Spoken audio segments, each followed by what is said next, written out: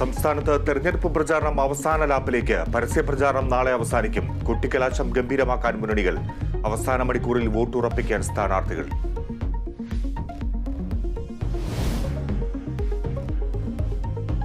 ജസ്ന തിരോധാന കേസിൽ തുടരന്വേഷണം വേണമെന്ന ഹർജിയിൽ ഇന്ന് വിധി. വിധി പറയുക തിരുവനന്തപുരം ചീഫ് ജുഡീഷ്യൽ മജിസ്ട്രേറ്റ് കോടതി. തുടരന്വേഷണം ആവശ്യമില്ലെന്ന നിലപാടിൽ CBI.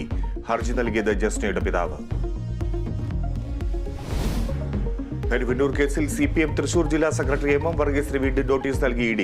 രാവിലെ 10 കൊച്ചി ED ഓഫീസിലെത്താൻ നിർദ്ദേശം. മാസപ്പടി കേസിൽ CMRL ഉദ്യോഗസ്ഥരുടെ ചോദ്യം ചെയ്യൽ തുടരും.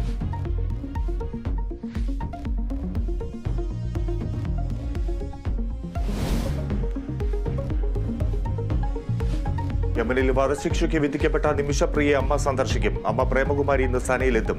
അധികൃതരുടെ അനുമതി ലഭിച്ചാൽ മകളുമായി കൂടിക്കാഴ്ച. കൊല്ലപ്പെട്ട യമൻ പൗരന്റെ കുടുംബവുമായും ചർച്ചയ്ക്ക് ശ്രമം. തൃശൂർ മാന്നാമംഗലത്ത് കിണറ്റിൽ വീണ കാട്ടാന ചരിഞ്ഞു. മണിക്കൂറുകൾ നീണ്ട പരിശ്രമത്തിലും ആനയെ രക്ഷിക്കാനായില്ല. കാട്ടാന വീണത് ഇന്ന് പുലർച്ചെ 1 മണിയോടെ. IPL-ൽ ജയം തുടർന്ന് രാജസ്ഥാൻ റോയൽസ്. മുംബൈയെ 9 വിക്കറ്റിന് തകർത്തു. മുംബൈ ഇന്ത്യൻസിന് 5ാം തോൽവി.